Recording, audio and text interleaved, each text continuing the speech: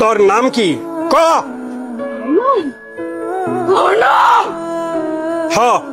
তোর নাম কি ক?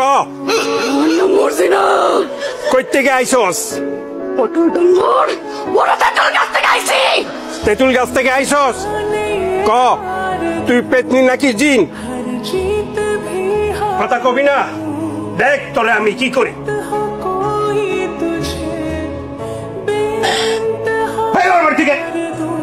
আরে ভাই তোমার লাগে তো আমি তোর আমার লাগে দাঁড়া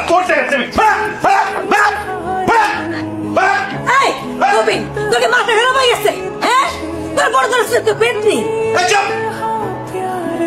মাথা আমার খারাপ হয় নাই, আমার বউরে আমি দেখবো না। কি হলো? কি হয়েছে? চলো তো ঘরে চলো তো। কবি আমি তাইলে আজ আপনারে সব সত্য কথা কইতেছি। সত্যি কথা? কি সত্যি কথা? আমি কোনোদিনও ভাবিনি এত কিছু করার পরও কোনো পুরুষ তার ঘরে আমার স্থান দিবে, কিন্তু আপনি দিচ্ছেন। সেই প্রথম থেকে দেখছি আপনি আমার বিশ্বাস করছেন। আমি এত কিছু করানোর পরও। তুমি এত কিছু করছো মানে? আমার জীবনের একটা ঘটনা আছে, 1 বছর আগের ঘটনা। আমি এক দোকানে গেছিলাম কাপড় কিনতে। সেইখানে একটা ড্রেস ঘর ছিল, সেইখানে আমি কাপড় বদলাইতেছিলাম। কিন্তু তার কয়েকদিনের মাথায় এক লোক মোবাইলে আমার একটা ভিডিও দেখাইলো।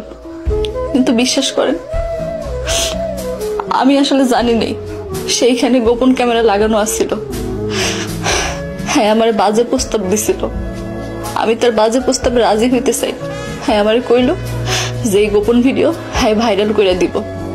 আমি সেই লজ্জার কথা কাউরে কইতে পাইনি। আমি অনেক চেষ্টা করছিলাম গলায় রশি দিয়ে মরে যেতে, কিন্তু পারিনি। তার কয়েকদিনের মাথায় শুনলাম সেই পোলা বিদেশ চলে গেছে। এরপর থেকে সেই পোলা আমার আর জ্বালাই নেই। কিন্তু কিন্তু কিন্তু কি? বিয়ের 2 দিন পর সেই পোলা দেশে ফিরে আসছে। সে আমার ফোনে থ্রেট দিল সে নাকি আমার বিয়ে করতে চায়। কিন্তু আমি তারে কইলাম আমার তো বিয়ে হয়ে গেছে, আমি তারে বিয়ে করবো কেমনে? সে আমারে কইলো আমি যদি তার এই কথা না শুনি তাহলে সে আমার এই ভিডিও ভাইরাল করে দিব। আমি কইছি যে আমার তো বিয়ে হয়ে গেছে, আমি আপনার বিয়ে করবো কেমনে? কিন্তু সে আমারে তখন পেতনি সাজনের বুদ্ধি দেয়। আর সে দূর থেকে যা কয় আমি তাই করি। আমি পেতনি জানলে আপনি আমারে তালাক দিবেন, আর তখন সে আমারে বিয়ে করবে। তার মানে তুমি এতদিন যা করছো সবই অভিনয়? সব অভিনয়। আমি আসলে পেতনি না, আমি রক্ত মাংস করা মানুষ। তুমি কি জানো মীরা, আমার চাচা পুলিশের বড় অফিসার। তুমি শুধু ওই ছেলেটার নাম আর মোবাইল নম্বরটা দাও, তারপর দেখো আমি কি করতেছি। ওরা যদি সারা জীবনের মতো আমি জেলের ভাত না খাওয়াই তাহলে আমার নামও কবির না।